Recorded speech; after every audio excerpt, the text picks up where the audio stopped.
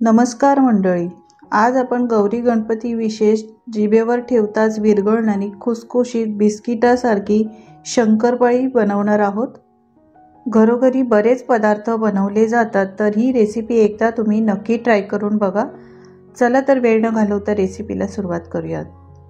तर आपण इथे अर्धा किलो मैद्याच्या शंकरपाळ्या बनवणार आहोत। यासाठी मी 1 कप तूप घेतलेला आहे। तूप चांगलं कडकडीत गरम करायचं आणि अर्धा किलो मैदा एका बाउलमध्ये मी काढून घेतलेला आहे। त्या बाउलमध्ये हे गरम केलेलं तूप घालायचं आहे।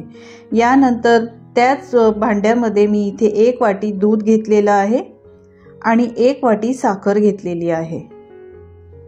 आता दूध आणि साखर गरम होतंय तोपर्यंत आपण हे मैद्यामध्ये जे तूप घातलं होतं ते चमच्याने व्यवस्थित मिक्स करून घ्यायचं आहे। अशा पद्धतीने मिक्स केल्यानंतर एका परातीमध्ये काढून घ्यायचं, म्हणजे व्यवस्थित आपल्याला मिक्स करता येतं। तर चमच्याने व्यवस्थित मी मिक्स केलं आहे कारण ते गरम आहे। आता एका परातीमध्ये काढून घेऊया आणि हे तूप चांगलं मैद्याला चोळून घेऊया। यामुळे काय होतं, तूप चांगलं या मैद्याला लागलं जातं आणि शंकरपाळ्या छान खुसखुशीत बनतात। तूप गरम असताना हाताने मिक्स करू नका, नाहीतर हात भाजण्याची शक्यता असते। थोडंसं थंड झालं की परातीमध्ये काढून अशा पद्धतीने मिक्स करायचं आणि हातात थोडंसं पीठ घेऊन चेक करायचं की याचा एक गोळा बनतो का। याचा अर्थ आपला मैदा चांगला तयार झालेला आहे शंकरपाळी बनवण्यासाठी।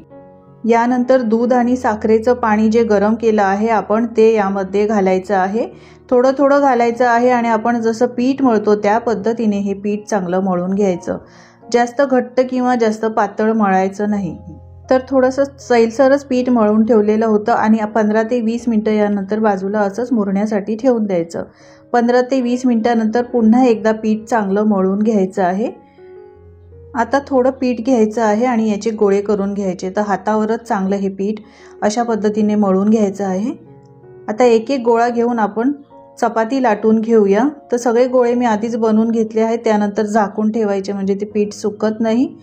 याला आपल्याला मैदा लावायची किंवा कोणतंही पीठ लावायची गरज नाही, सहज हे लाटले जातात। जास्त पातळ पोळी लाटायची नाही, पातळ लाटली तर शंकरपाळ्या कडक बनतात, खुसखुशीत बनत नाही। आता चपाती लाटून झाल्यानंतर याच्या साईडच्या कडा कट करून घ्यायच्या आहेत आणि याला चौकोन आकार द्यायचा आहे। पिझ्झा कटरने किंवा सुरीच्या साहाय्याने याला तुम्ही आकार देऊ शकता।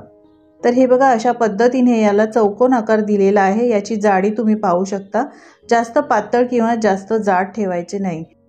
आता या आपण एका प्लेटमध्ये काढून घेऊया आणि अशाच प्रकारे बाकीच्या शंकरपाळ्या देखील बनवून घ्यायच्या आहेत।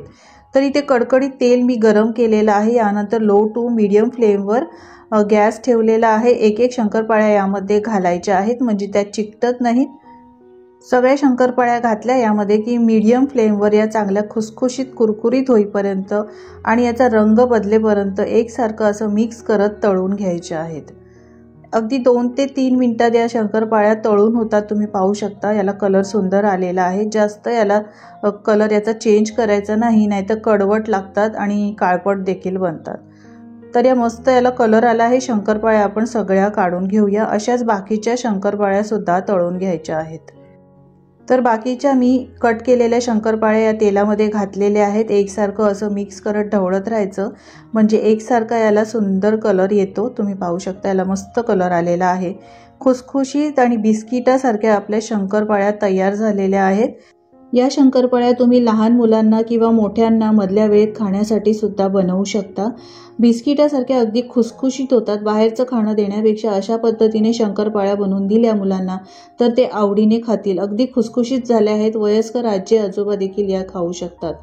तर ही रेसिपी एकदा नक्की ट्राय करून बघा। या गौरी गणपतीला हे शंकरपाळ्या एकदा नक्की ट्राय करून बघा। रेसिपी आवडली असेल तर लाईक करा, शेअर करा आणि तुम्ही माझ्या चॅनलवर नवीन असाल आणि अजूनही सबस्क्राईब केलं नसेल तर सबस्क्राईब करून घ्या। धन्यवाद।